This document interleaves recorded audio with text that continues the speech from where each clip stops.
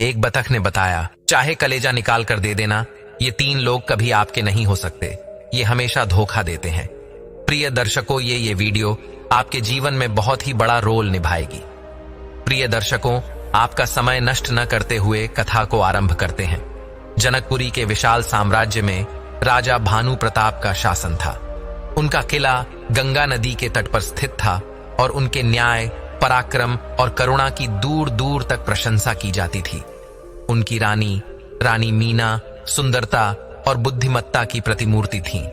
रानी न केवल प्रजापालन में राजा की सहायता करती थीं, बल्कि अपने महल में आने वाले अतिथियों और याचकों का भी दिल से स्वागत करती थीं।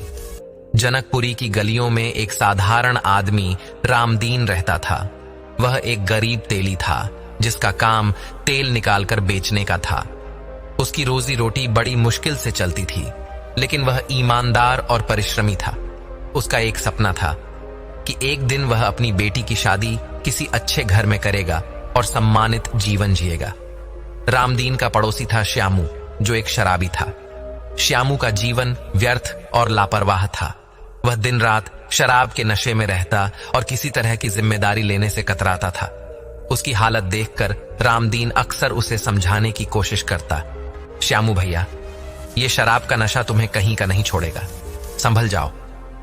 लेकिन श्यामू कभी उसकी बात को गंभीरता से नहीं लेता था। एक दिन रामदीन की मुलाकात राजा भानु प्रताप के दरबार में हो गई।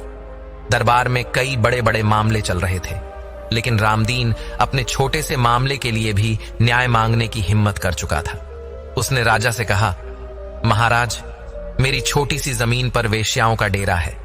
वे रात दिन शोर मचाती हैं, जिससे मेरा जीवन दूभर हो गया है।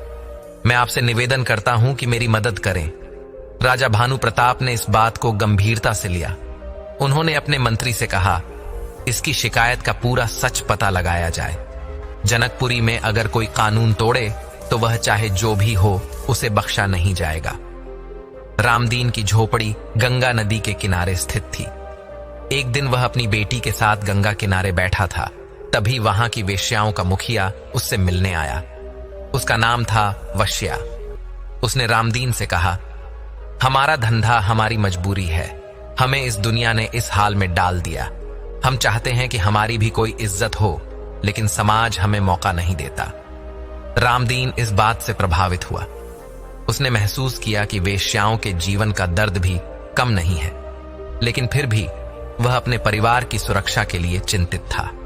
उसने सोचा, अगर मैं इनका विरोध करूं तो ये लोग और उग्र हो सकते हैं, लेकिन अगर मैं इनकी मदद करूं तो शायद मुझे भी कोई रास्ता मिल जाए। श्यामू और वश्या की जान पहचान थी।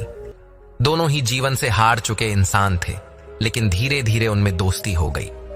श्यामू ने वश्या को बताया कि कैसे उसका भी जीवन बर्बादी की कगार पर है। वश्या ने उसे सलाह दी, तुम्हें इस नशे से बाहर आना होगा। जो जिंदगी हमें नहीं मिली, वह तुम्हें मिल सकती है। श्यामू ने पहली बार सोचा कि शायद उसके जीवन में बदलाव की गुंजाइश है। उसने शराब छोड़ने का फैसला किया और रामदीन से माफी मांगी। रामदीन ने उसे माफ कर दिया और कहा, जीवन में गलती करना बुरा नहीं है, लेकिन गलती पर अड़े रहना बुरा है। अगर तुम सच में बदलना चाहते हो तो मैं तुम्हारी मदद करूंगा। कुछ दिनों बाद राजा भानु प्रताप ने जनकपुरी की समस्याओं पर विचार करने के लिए दरबार में बैठक बुलाई। रामदीन, श्यामू और वश्या को भी दरबार में बुलाया गया। राजा ने सबकी बातें सुनी और फैसला किया कि वेश्याओं के पुनर्वास के लिए शहर के बाहर एक अलग बस्ती बसाई जाएगी। राजा भानु प्रताप ने यह भी घोषणा की कि श्यामू जैसे लोगों के लिए काम के नए अवसर दिए जाएंगे ताकि वे अपना जीवन सुधार सकें। रामदीन को उसकी जमीन वापस मिल गई और श्यामू को एक तेल मिल में काम मिल गया। श्यामू ने अब शराब छोड़ दी थी और मेहनत से काम करने लगा था। रामदीन की बेटी की शादी भी एक अच्छे घर में तय हो गई। वश्या और उसकी साथी महिलाएं भी नए बस्ती में सम्मान के साथ रहने लगी। राजा भानु प्रताप और रानी मीना ने जनकपुरी को न केवल एक समृद्ध राज्य बल्कि एक न्यायपूर्ण समाज के रूप में स्थापित किया। गंगा नदी की लहरें जनकपुरी के इस बदलाव की गवाह बनी और पूरे राज्य में यह संदेश फैल गया कि अगर दिल से कोशिश की जाए तो जीवन में हर मुश्किल का हल निकाला जा सकता है। इस तरह जनकपुरी ने न केवल अपनी समस्याओं का समाधान किया, बल्कि अपने लोगों को नया जीवन भी दिया। लेकिन आगे चलकर एक घटना और घटती है जिसका जिक्र आगे है, तो चलिए कथा आरंभ करते हैं। लेकिन आगे बढ़ने से पहले आपको बता दें कि गरुड़ पुराण में कहा गया है कि कथा हो या सीख अगर बीच में छोड़ दिया जाता है तो वह पाप की श्रेणी में आता है।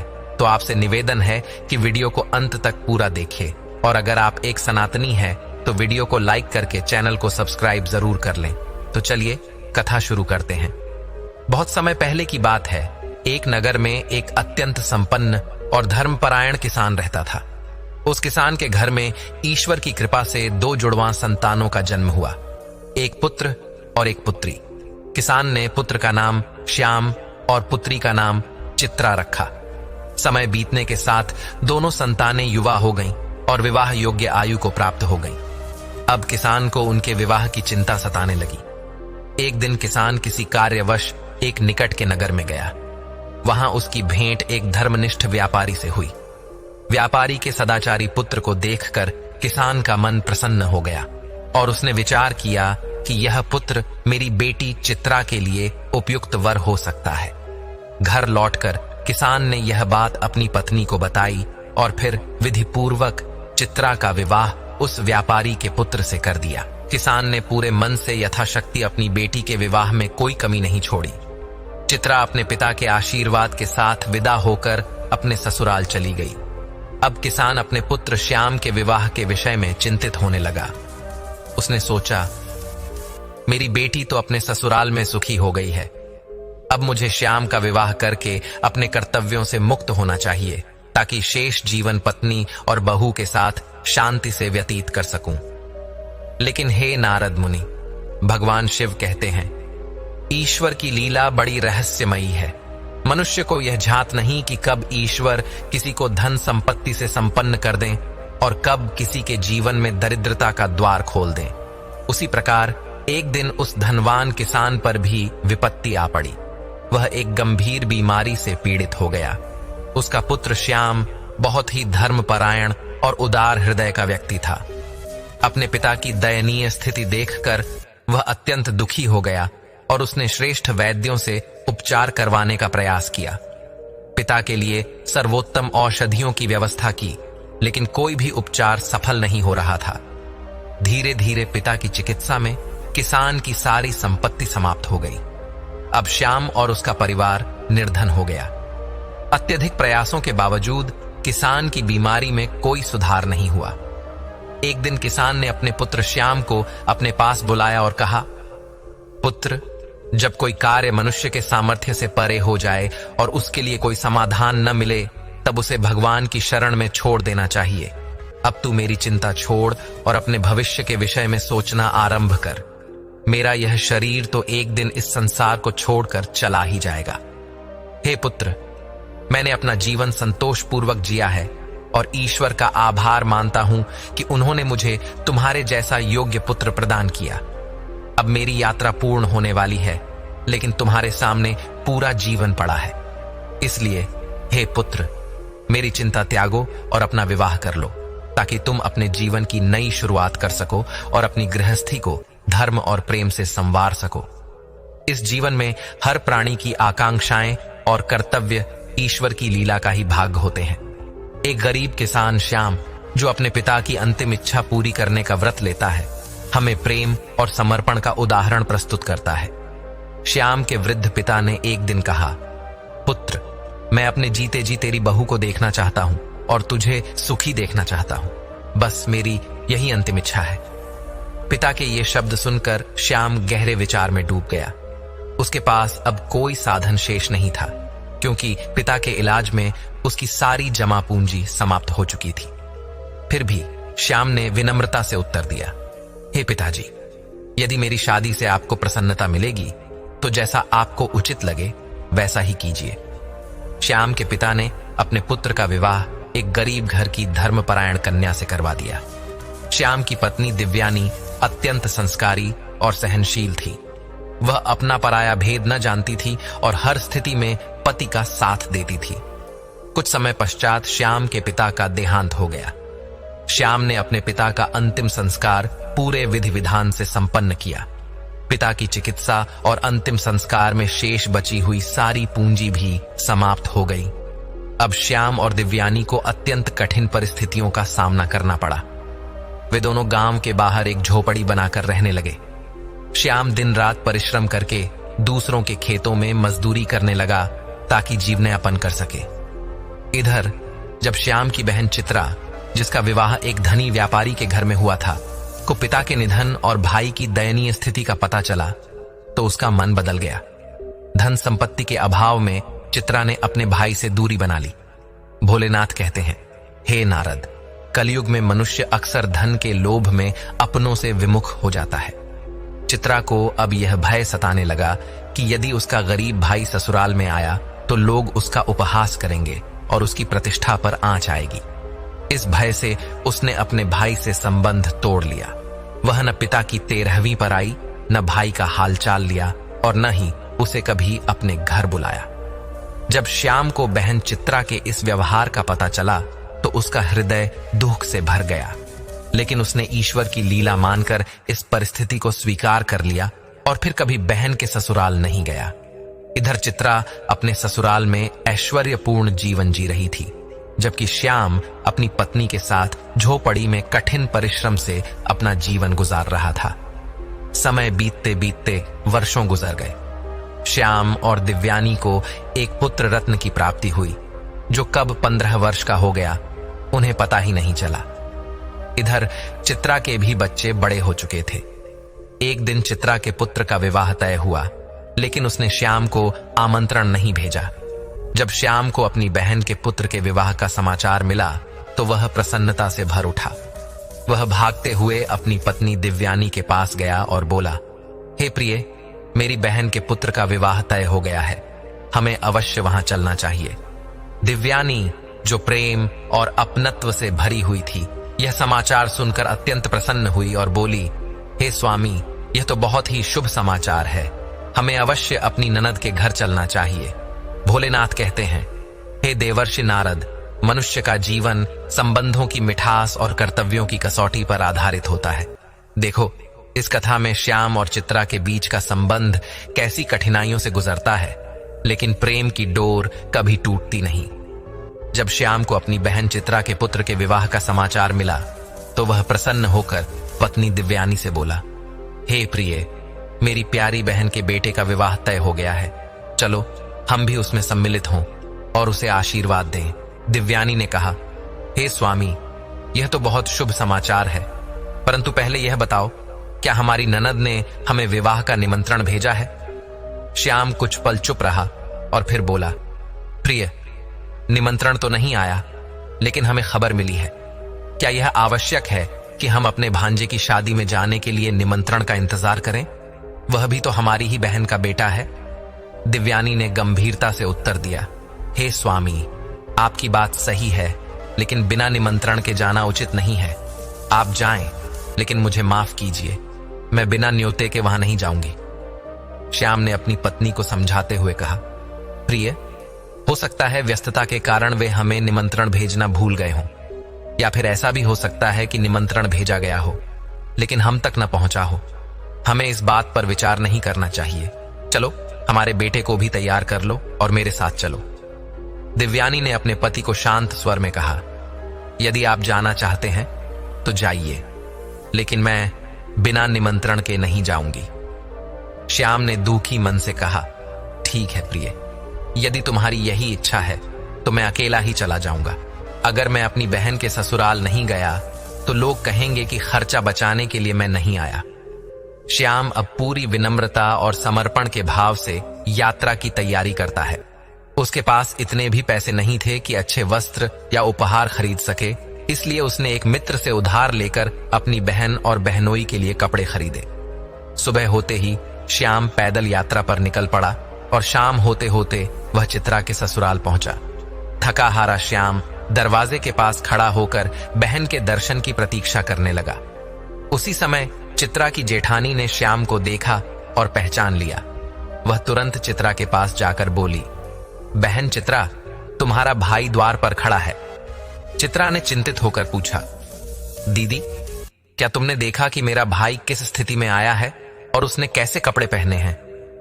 जेठानी ने उत्तर दिया, तुम्हारा भाई फटे पुराने वस्त्रों में है और दरवाजे पर खड़ा तुम्हारा इंतजार कर रहा है। यह सुनकर चित्रा को क्रोध आ गया। वह सभी की नजरों से बचते हुए दरवाजे पर पहुंची और श्याम को देखकर बोली, भैया तुम यहां इस दशा में क्यों आए? कम से कम अपनी और मेरी इज्जत का तो ध्यान रखा होता। श्याम ने बहन की बातें सुनकर विनम्रता पूर्वक उत्तर दिया, बहना, मैंने सुना कि मेरे भांजे का विवाह हो रहा है, तो सोचा तुम्हारे घर आकर आशीर्वाद दूं। मैंने तुम्हारे और तुम्हारे पुत्र के लिए नए कपड़े भी लाए हैं। मुझे लगा कि यदि मैं नहीं आया तो लोग तुम्हें ताने देंगे कि तुम्हारा भाई विवाह में नहीं आया।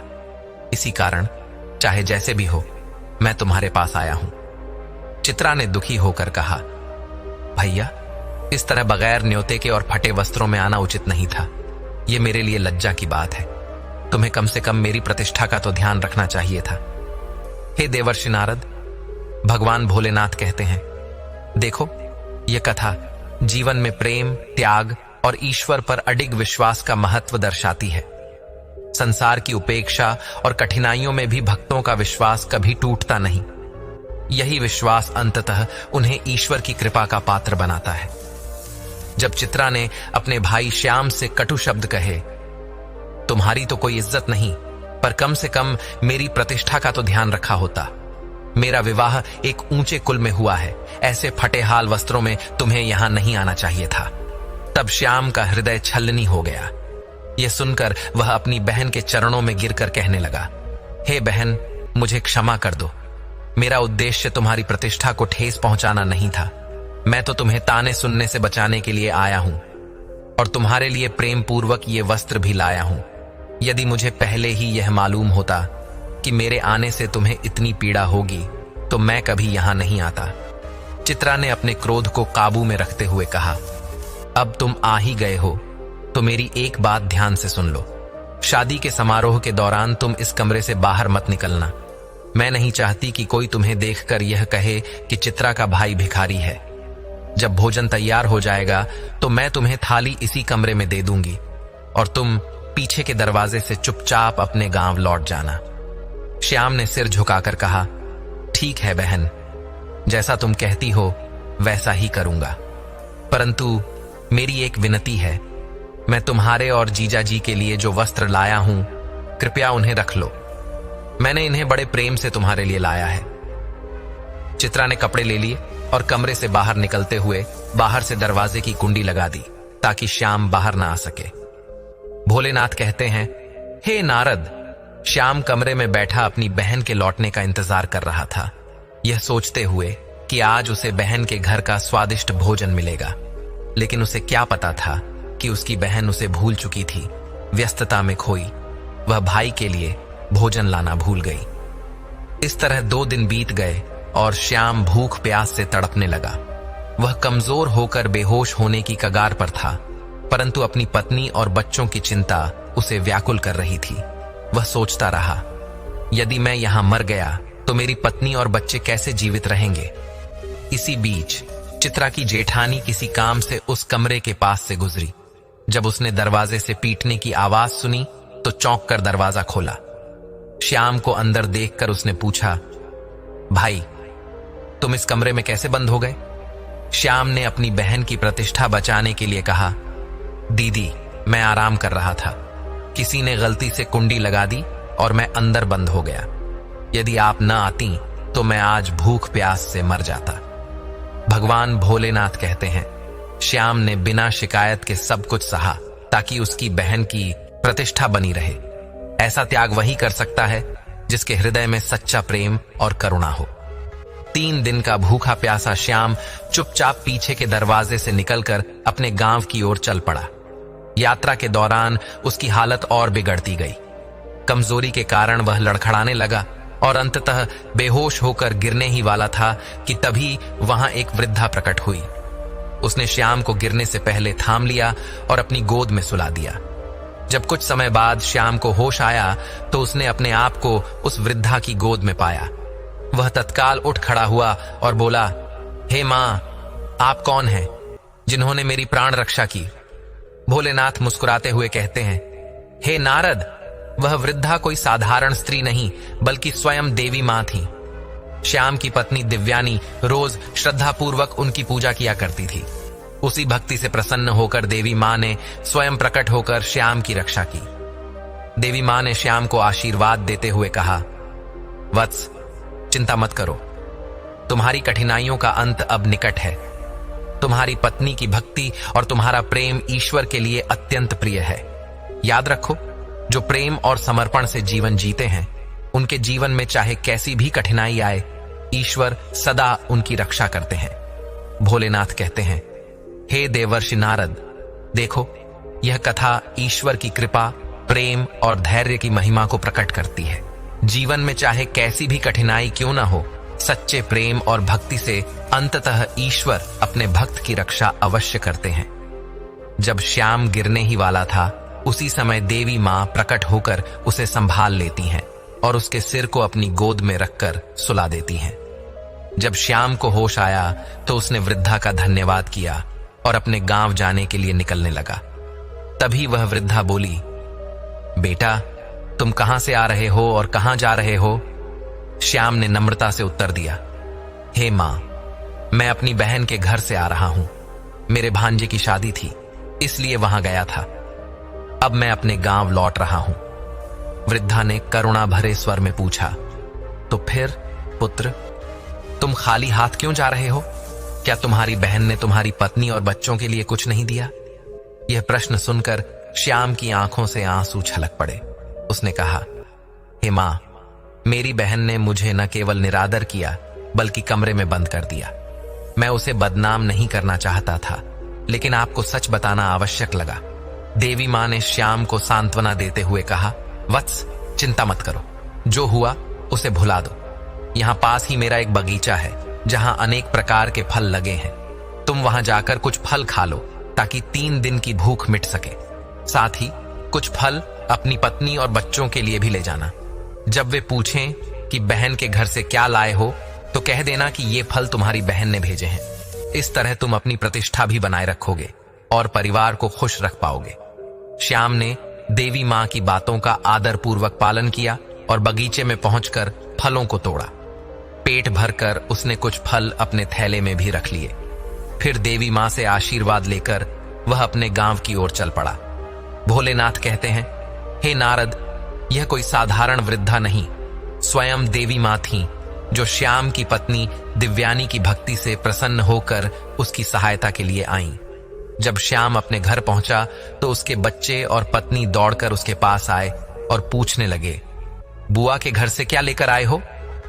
श्याम ने थैला अपनी पत्नी दिव्यानी को थमा दिया और स्वयं मन की अशांति मिटाने के लिए खेतों की ओर चल पड़ा। वह सोचने लगा, मेरी बहन जो रक्षा बंधन पर मुझसे इतना प्रेम करती थी, आज इतनी निर्दयी कैसे हो गई?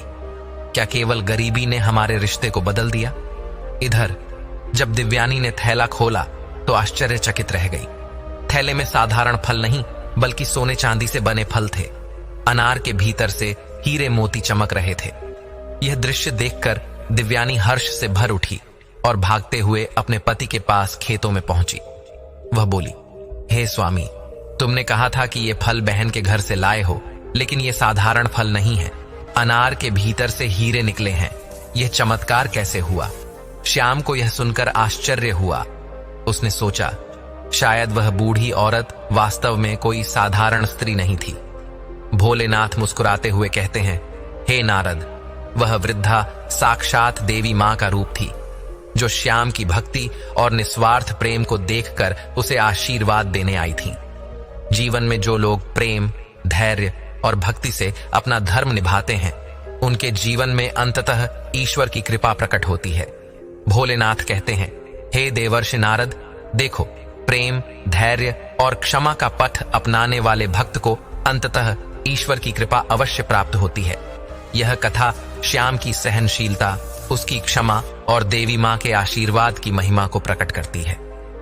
जब श्याम ने अपने बच्चों और पत्नी के लिए थैला सौंपा तो दिव्यानी ने थैले को पलटते ही उसमें से सोने चांदी के आभूषण और हीरे मोती देखे।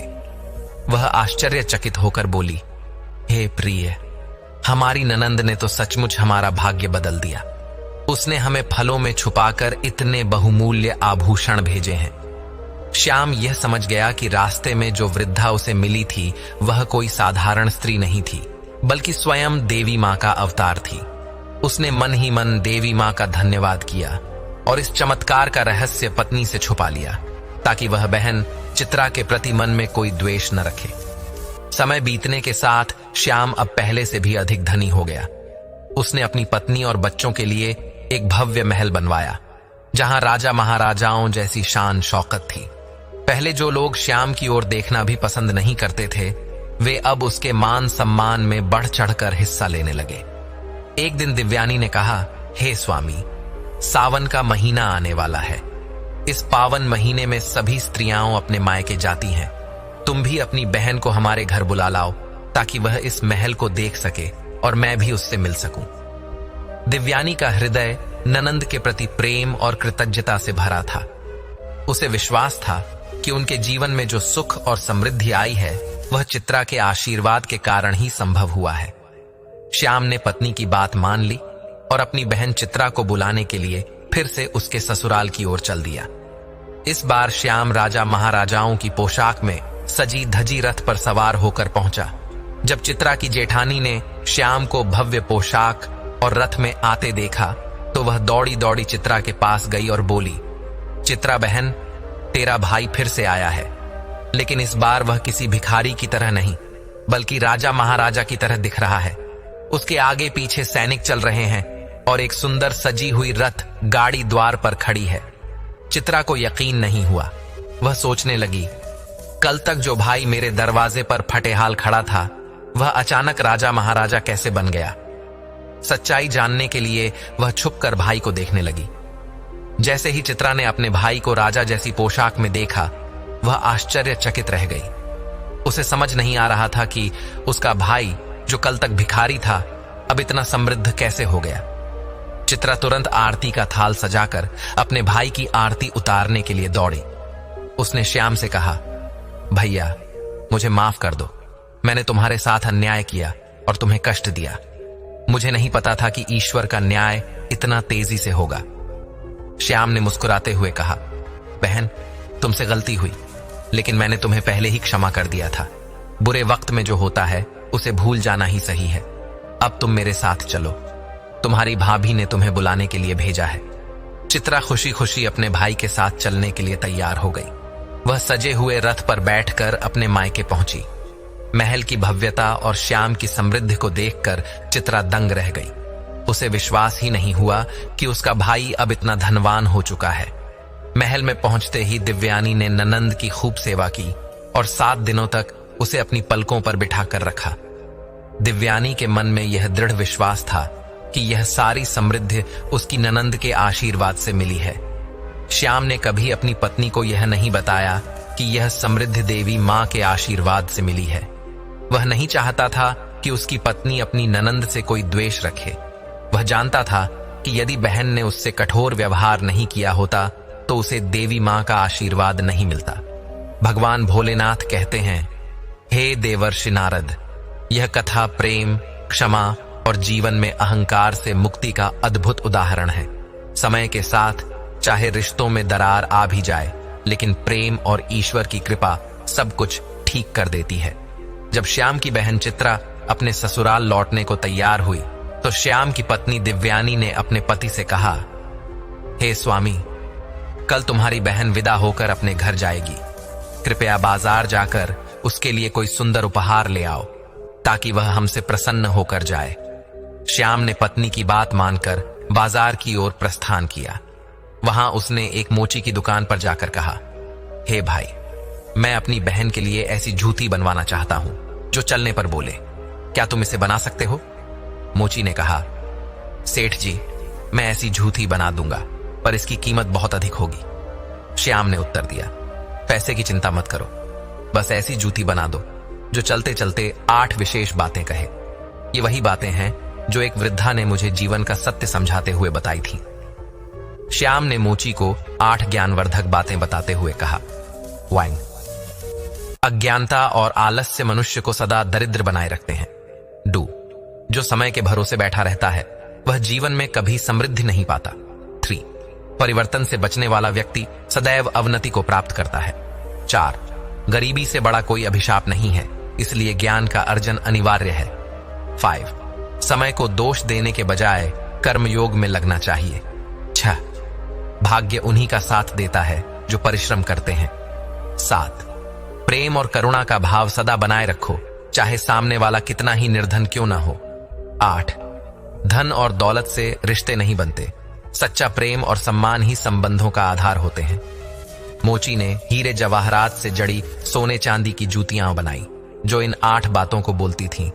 श्याम ने ये जूतियां अपनी बहन चित्रा को भेंट की। चित्रा, जो पहले से ही धन की लोभी थी, इन अनमोल जूतियों को पाकर अत्यंत प्रसन्न हो गई। जब चित्रा अपने ससुराल पहुंची तो उसकी देवरानी और जेठानी ने पूछा, तुम्हारे भाई ने तुम्हें क्या उपहार दिया?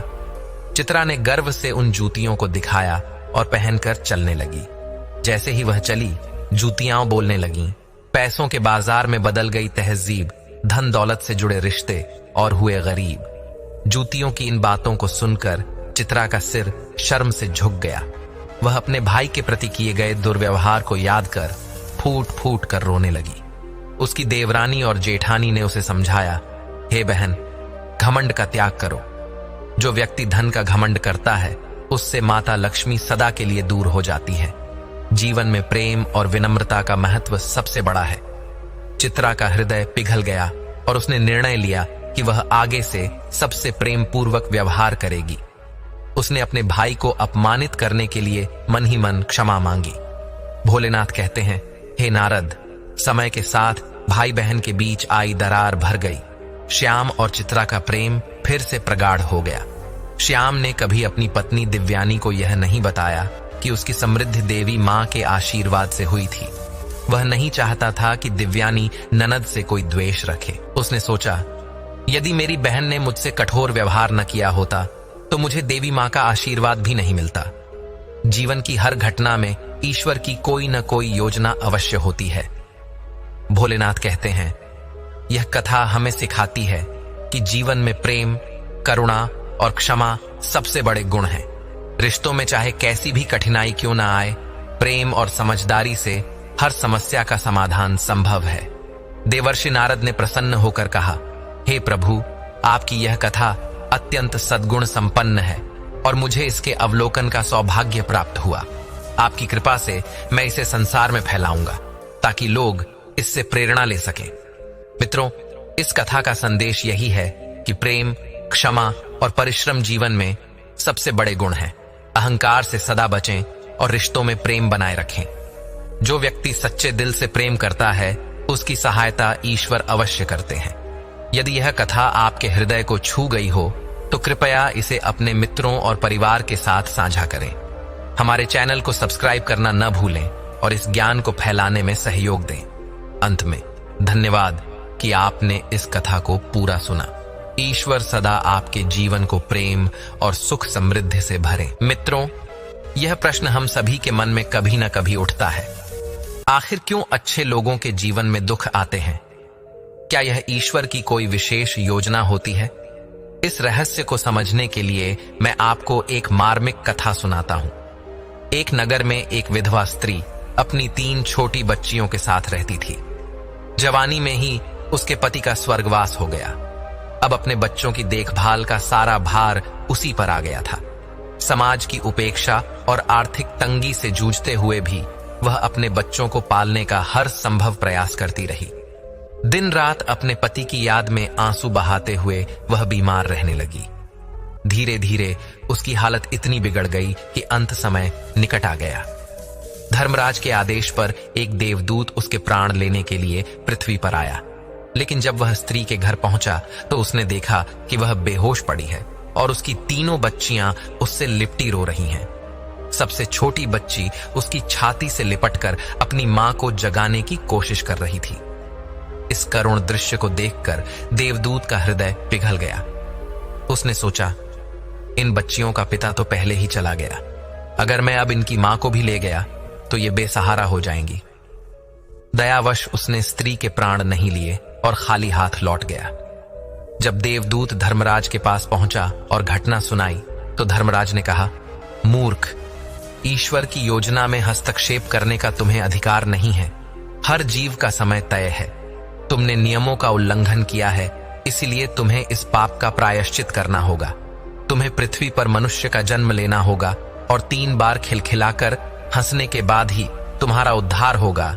देवदूत निर्वस्त्र अवस्था में एक सड़क किनारे पड़ा था। तभी वहां से एक मोची गुजरा जो अपने बच्चों के लिए कपड़े लेने जा रहा था, लेकिन ठंड में ठिठुरते देवदूत को देखकर मोची को उस पर दया आ गई। उसने अपने बच्चों के कपड़ों के पैसे से देवदूत के लिए कपड़े और कंबल खरीदे और उसे अपने घर ले आया। मोची की पत्नी ने जब यह देखा तो वह क्रोधित हो उठी। वह अपने पति से लड़ने लगी कि उसने बच्चों के कपड़ों के पैसे किसी अजनबी पर क्यों खर्च कर दिए। यह देखकर देवदूत पहली बार खिलखिलाकर हंसा। कुछ समय बाद मोची की दुकान पर राजा का सैनिक आया और एक कीमती चमड़ा देकर जूते बनाने का आदेश दिया। मोची ने देवदूत से कहा, इस चमड़े से जूते ही बनाना, गलती से भी चप्पल मत बनाना। लेकिन देवदूत ने जानबूझकर चप्पल ही बना दी। यह देखकर मोची बहुत डर गया और गुस्से में देवदूत को मारने दौड़ा। तभी राजा का सैनिक वापस आया और कहा, राजा का देहांत हो गया है। हमारे यहाँ यह प्रथा है कि मृत व्यक्ति को चमड़े की चप्पल पहनाकर अंतिम यात्रा में ले जाया जाता है। यह सुनकर मोची को बड़ी राहत मिली और देवदूत ने दूसरी बार खिलखिलाकर हंसा। कुछ समय बाद 3 युवतियां एक वृद्धा के साथ मोची की दुकान पर जूते का नाप देने आईं। देवदूत ने पहचान लिया कि ये वही बच्चियां हैं जिनकी मां को उसने दया करके नहीं मारा था। वृद्धा ने बताया, इन बच्चियों की मां बचपन में ही चल बसी थी, लेकिन मैंने इन्हें पाला पोसा और अब ये अच्छे घरों में विवाह करने जा रही हैं। यह सुनकर देवदूत ने तीसरी बार खिलखिलाकर हंसा और मन ही मन सोचा, यदि उस समय इनकी मां को न मारा होता तो ये बच्चियां वो गरीबी और कष्ट में जीवन बिताती, लेकिन अब ये संपन्न जीवन जी रही हैं। परमात्मा जो भी करता है हमारे भले के लिए ही करता है। तीसरी हंसी के बाद देवदूत का श्राप समाप्त हो गया और वह धर्मराज के लोक में लौट गया। उसने मोची से कहा, मित्र, हमें हर घटना को ईश्वर की इच्छा मानकर स्वीकार करना चाहिए। हम वर्तमान के दुखों को देखकर विचलित हो जाते हैं, लेकिन ईश्वर का हर कार्य हमारे भले के लिए होता है। अच्छे लोग इसीलिए दुख सहते हैं ताकि उनके जीवन में बाद में अच्छा हो सके और वे परमात्मा से जुड़े रहें। मित्रों, यह कहानी हमें सिखाती है कि जीवन के दुखों को ईश्वर की योजना का हिस्सा मानकर स्वीकार करना चाहिए। जो हमें वर्तमान में कष्टदायक लगता है वही भविष्य में हमारे लिए आशीर्वाद बन सकता है। आपको यह कथा कैसी लगी? अपने विचार कमेंट में जरूर साझा करें। प्रिय दर्शकों, इन 3 लक्षणों वाली स्त्रियों से हमेशा दूर रहना नहीं, घर परिवार सबका नाश हो जाएगा। प्रिय दर्शकों, पुराने समय में कई राजाओं की कहानियां हमें जीवन के महत्वपूर्ण पाठ सिखाती हैं। इनमें से एक अत्यंत शिक्षाप्रद कथा है राजा धर्मपाल की। यह कथा इस गूढ़ सत्य पर आधारित है कि कुछ प्रकार के स्वभाव और गुणों वाली स्त्रियों से हमेशा दूर रहना चाहिए, नहीं तो न केवल घर परिवार बल्कि पूरे जीवन का संतुलन नष्ट हो सकता है। आज हम इस कहानी को विस्तार से समझेंगे और जानेंगे कि कैसे 3 प्रकार के विषैले स्वभाव वाले व्यक्तियों ने राजा धर्मपाल के जीवन में संकट लाया और फिर उसे यह सिखाया कि ऐसे व्यक्तियों से दूरी बनाए रखना ही श्रेष्ठ है। धर्मपाल एक प्रसिद्ध और न्यायप्रिय राजा था। वह अपने राज्य की प्रजा के कल्याण के प्रति समर्पित था और उसका परिवार सुख शांति से भरा हुआ था। उसकी रानी बहुत ही विदुषी और स्नेही स्वभाव की थी और उनके बीच प्रेम और सम्मान का संबंध था। लेकिन दुर्भाग्य से रानी की असमय मृत्यु हो गई, जिसने राजा के जीवन में गहरा शोक और अकेलापन भर दिया। रानी के जाने के बाद राजा धर्मपाल का जीवन बिखरने लगा। न तो वह राज्य के कामों में पहले जैसी रुचि दिखा पा रहा था और न ही उसे कोई मन की शांति मिल रही थी। वह दिन रात अपनी पत्नी की यादों में डूबा रहता, जिससे न केवल उसका स्वास्थ्य बिगड़ने लगा बल्कि राज्य के प्रशासन में भी ढिलाई आने लगी। दरबारियों ने यह स्थिति देखकर राजा से निवेदन किया, महाराज, आपको इस दुख से बाहर आना चाहिए। जीवन में आगे बढ़ने के लिए आपको एक नई शुरुआत करनी होगी। हमें विश्वास है कि यदि आप किसी योग्य स्त्री से विवाह करेंगे तो न केवल आपका व्यक्तिगत जीवन सुधरेगा बल्कि राज्य का प्रशासन भी पुनः सुदृढ़ होगा। राजा ने कुछ सोच विचार के बाद 3 स्त्रियों से विवाह करने का निर्णय लिया, लेकिन उसे यह आभास नहीं था कि इनमें से प्रत्येक विवाह उसके जीवन में एक महत्वपूर्ण सीख लेकर आएगा। राजा धर्मपाल ने पहली स्त्री से विवाह किया जो अत्यंत सुंदर और आकर्षक थी। उसकी सौंदर्य और आकर्षण के कारण राजा को लगा कि यह विवाह उसके जीवन में शांति और प्रेम लाएगा। लेकिन विवाह के कुछ ही समय बाद स्त्री का वास्तविक स्वभाव सामने आने लगा। यह स्त्री अत्यंत लालची और स्वार्थी थी। वह हर समय कीमती आभूषण, महंगे वस्त्र और विलासिता की वस्तुएं मांगती रहती। उसे अपने सुख साधनों से कभी संतोष नहीं होता था। हर दिन उसकी मांगें बढ़ती जाती और वह हमेशा दूसरों के सामने अपने वैभव को प्रदर्शित करने की कोशिश करती। राजा धर्मपाल ने प्रारंभ में उसकी इच्छाओं को पूरा करने की कोशिश की, लेकिन धीरे धीरे उसकी मांगें राजा के खजाने पर बोझ डालने लगी। राज्य के महत्वपूर्ण कार्यों में धन का अभाव होने लगा, लेकिन वह स्त्री अपने स्वार्थ और लालच से पीछे नहीं हटी। इस स्त्री के लालच ने राजा की शांति छीन ली और उसका जीवन तनाव से भर गया। राजा ने महसूस किया कि स्वार्थ और लालच से भरे संबंध कभी सुखद नहीं होते। इस घटना ने राजा को सिखाया कि ऐसी स्त्रियां जो केवल भौतिक सुखों में डूबी रहती हैं और कभी संतुष्ट नहीं होती, परिवार को भीतर से खोखला कर देती हैं। संत ने कहा, लालच से भरी स्त्री या व्यक्ति से जितनी दूरी रखी जाए उतना ही अच्छा है। स्वार्थी व्यक्ति केवल अपने लाभ के बारे में सोचता है और परिवार को संकट में डाल देता है। राजा ने दूसरी स्त्री से विवाह किया, लेकिन यह विवाह उसके जीवन में और भी बड़ी चुनौती लेकर आया। यह स्त्री स्वभाव से अत्यंत झगड़ालू और अहंकारी थी। वह छोटी छोटी बातों पर हंगामा खड़ा कर देती और हर समय दूसरों पर अधिकार जमाने की कोशिश करती। वह महल में नौकरों के साथ दुर्व्यवहार करती, दरबारियों का अपमान करती और यहां तक कि राजा को भी अपने क्रोध का शिकार बनाती। उसे हमेशा यह लगता था कि उसकी बात ही सही है और दूसरों की राय का कोई मूल्य नहीं है। इस स्त्री के झगड़ालू स्वभाव के कारण महल का माहौल तनावपूर्ण हो गया। राजा का मन राज्य के कामों से भी हटने लगा, क्योंकि उसका घर अशांति का गढ़ बन चुका था। राजा को धीरे धीरे यह एहसास होने लगा कि अहंकार और क्रोध से भरे रिश्ते कभी भी सुखद नहीं हो सकते। संत ने कहा, झगड़ालू और अहंकारी व्यक्ति से दूरी बनाना ही श्रेष्ठ है। ऐसे लोग परिवार में तनाव और अशांति पैदा करते हैं और रिश्तों को कमजोर कर देते हैं। राजा ने तीसरी स्त्री से विवाह किया, जो प्रारंभ में बहुत सौम्य और स्नेही लगती थी, लेकिन समय के साथ उसकी असलियत सामने आने लगी। वह स्त्री न केवल राजा के प्रति अविश्वासी थी, बल्कि अन्य पुरुषों के साथ संबंध बनाने लगी। महल में उसके छल और धोखे की चर्चा फैलने लगी। राजा का विश्वास पूरी तरह टूट गया और उसकी प्रतिष्ठा को भी ठेस पहुंची। प्रजा में यह बात फैल गई कि जो राजा अपने घर को नहीं संभाल सकता, वह राज्य कैसे संभालेगा। इस घटना ने राजा धर्मपाल को गहरी निराशा में डाल दिया। संत ने कहा, अविश्वासी और छलपूर्ण व्यक्ति रिश्तों की नींव को नष्ट कर देता है। विश्वास के बिना कोई भी संबंध टिक नहीं सकता। ऐसे लोगों से दूर रहना ही बेहतर है, अन्यथा पूरा जीवन बर्बाद हो सकता है। इन 3 विवाहों के बाद राजा धर्मपाल ने गहन आत्ममंथन किया और यह निश्चय किया कि अब वह किसी भी संबंध में प्रवेश करने से पहले व्यक्ति के स्वभाव और गुणों को ध्यान से देखेगा। उसने यह भी समझा कि रिश्तों में केवल आकर्षण और बाहरी सुंदरता का कोई महत्व नहीं है, यदि वह संबंध विश्वास, प्रेम और आपसी समझ पर आधारित न हो।